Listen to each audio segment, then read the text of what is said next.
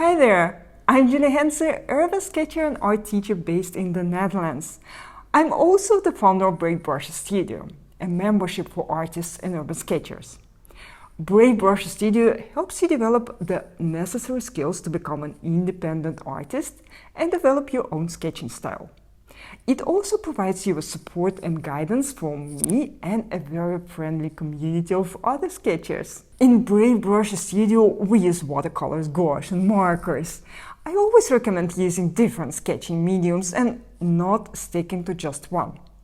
That's why this channel has videos on markers, watercolors and gouache. Today we will talk about markers. But before we do that, please take a moment to like this video and subscribe to my channel. In today's video, I will show you how to blend alcohol-based markers. We will look at some combinations of colors and we will try out several brands: COPIC, PROMARKERS and Ohuhu markers. Whatever brand you've got, the technique is the same. Just make sure you're using marker paper for best results. Okay, let's start with COPIC markers. Okay, so let's take a look.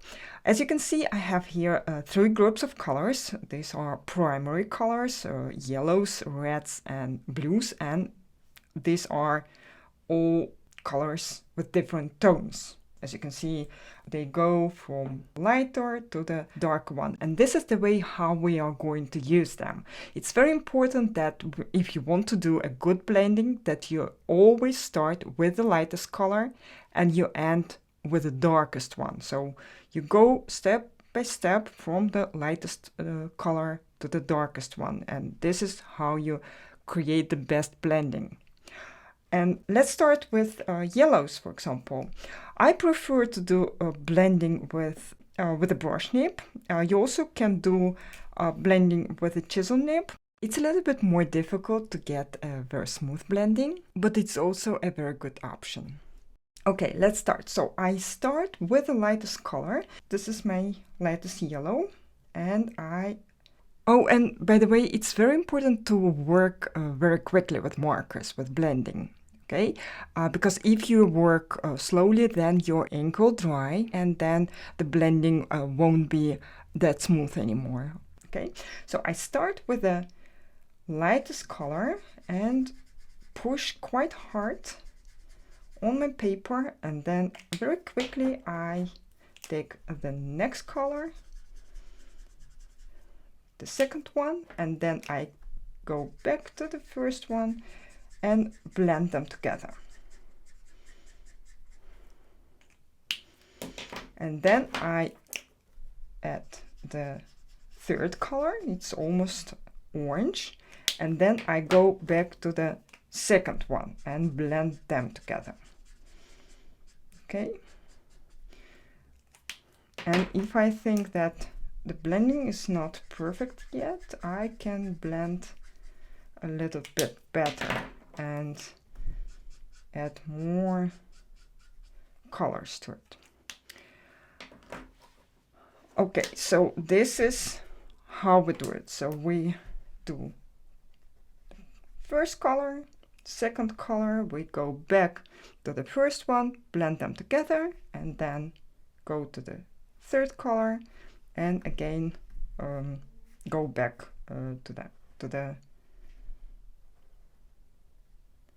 the second one. So actually we do it in 5 steps, and sometimes we add another layer to blend everything together for the better result.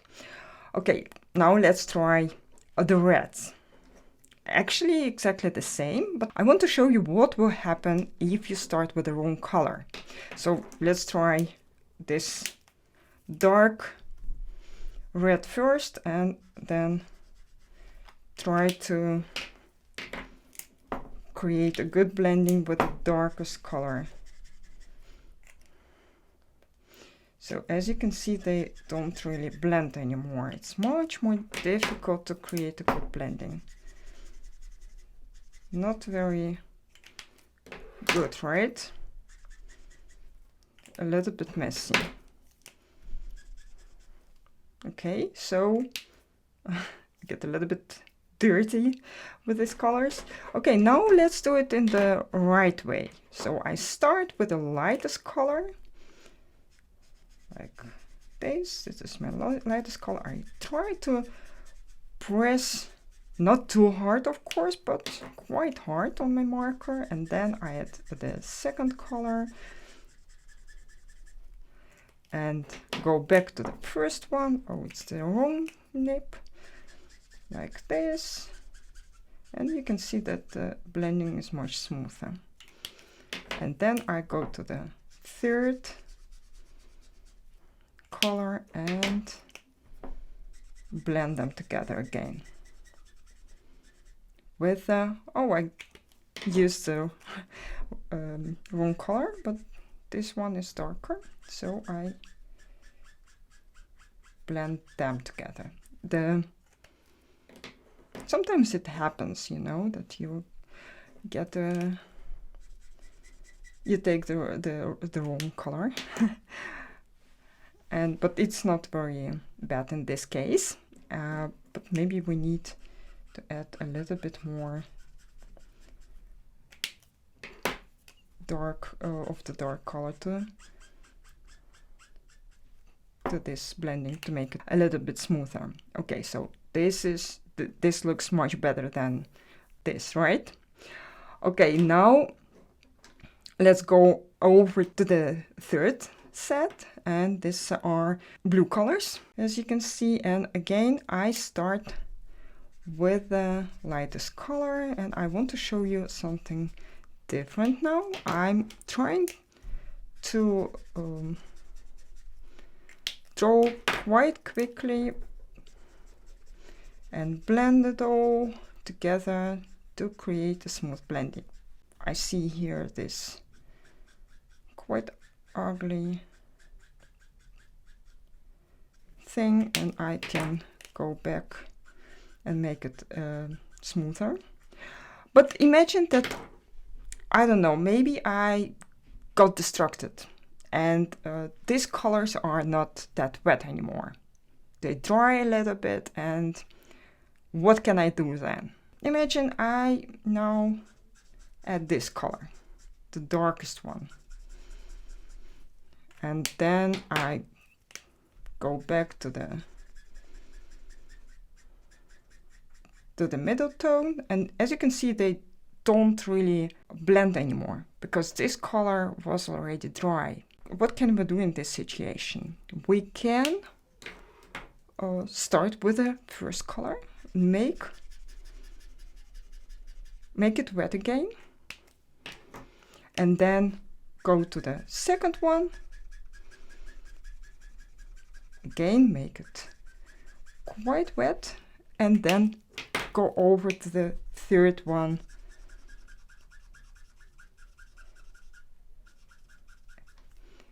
and this way we create a smoother blending. So everything should be made wet again, like this. It's not the perfect blending. I guess that the colors maybe are a little bit too far from each other, the mid-tone and the darkest one. But it's a quite good one, right? I mean, it was much worse first. So working quick helps you create better blending. But it's not a disaster if you draw a little bit slower. You can just add another layer from the beginning and you still can get quite a good blending.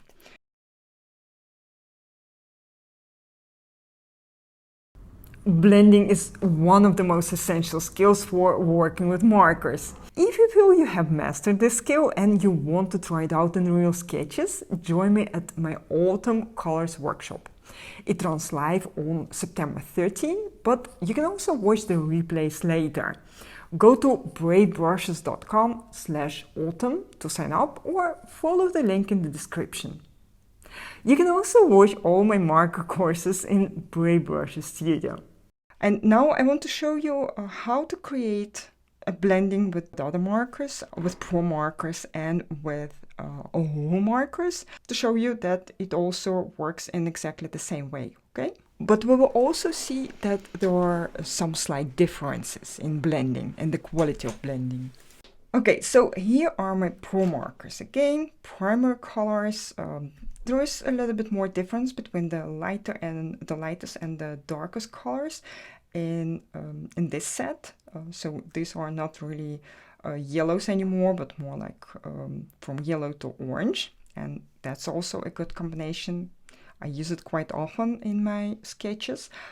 And here I want to show you that sometimes if we don't have the right colors with the brush nib, we also can use the chisel nib. Great blendings as well, or maybe not, we will see. Okay, so let's start with these colors, and I create a blending, as again exactly the same method. I try to do it a little bit quicker now, and maybe the blending won't be that perfect. The colors are a bit less close to each other.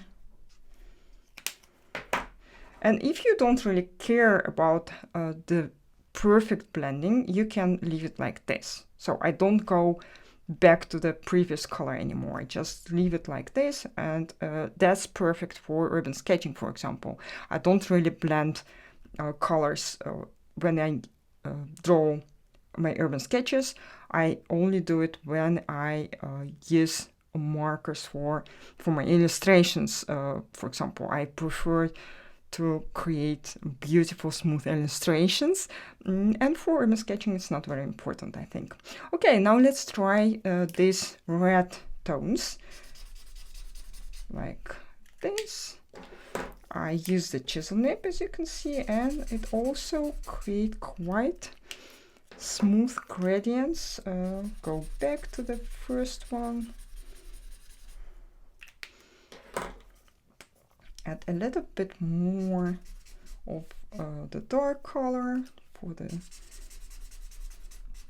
the smoother gradient. As you can see, I go farther than I actually need, and now I can add the darkest color, and as you can see, the gradient is also quite good, and that's because the colors are very close to each other. The tones are very close to each other. Okay, so now let's try the same thing with blue colors. Again, I start with the lightest one, the next one, that's a little bit darker tone. This blending is far from perfect, but maybe we can get it quite smooth, and it depends on what colors you have. Okay, not the bullet nib for such a large area. Okay, go back to the second one, and if you can't find the better combination, then your blending will be smoother.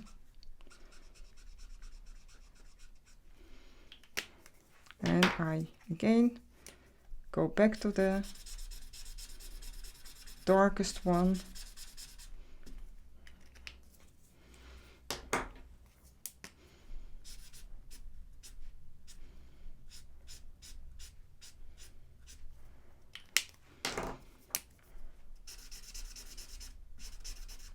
Yes, it requires a little bit more work, but as you can see, the blending is quite good in the end. Not perfect, but I don't think we need perfect blendings. I think that's okay to blend like this. Not perfect, good enough. Okay, so as you can see, this blending is not very beautiful, so we can add another layer and see if we can make it a little bit smoother.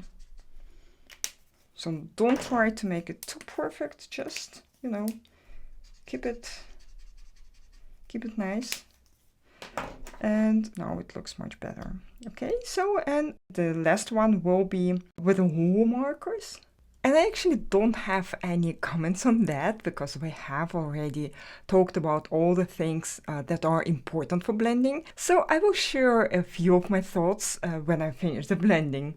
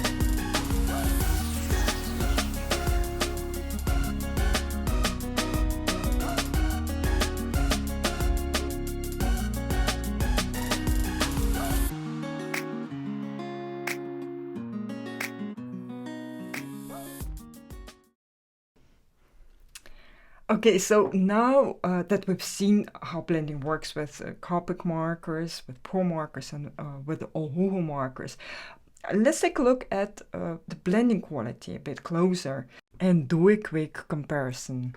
So COPIC markers, with their very extensive color range, offer actually the smoothest and most effortless blending experience. And if you're all about vibrant and seamless transitions and don't care too much about the price of these quite expensive markers, they might be the best choice for you. PROMARKERS have a slightly more limited color palette, and they encourage a touch of creativity in finding those perfect combinations, and sometimes it might be quite challenging. This is why I created this color combination chart, so that you don't need to spend a lot of time on creating your own combinations. You can find it on my website. So PROMARKERS, if you don't care about the perfect blending, they are a great choice, and they are less expensive than COPICs. Ohuhu markers, though, being budget-friendly,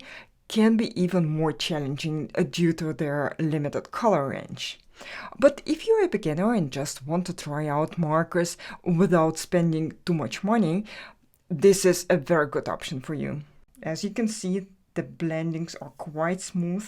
You sometimes need a little bit more time to get them smooth, but they also work great. The blue one, I don't know, maybe there is a better combination, but I didn't find it. Okay, so each marker brand has its benefits and its challenges, so don't hesitate to explore and find what works best for you. And keep experimenting and practicing your blending techniques. And I'm sure you will soon achieve the results you desire. Let me know in the comments what marker brand you use. Did you choose your own colors and assemble your own set, or did you buy a ready-made set of markers? How happy are you with your markers? I look forward to your comments, and I can't wait to see you in my workshops and in Brave Brush Studio. Thanks for watching. See you in my next video.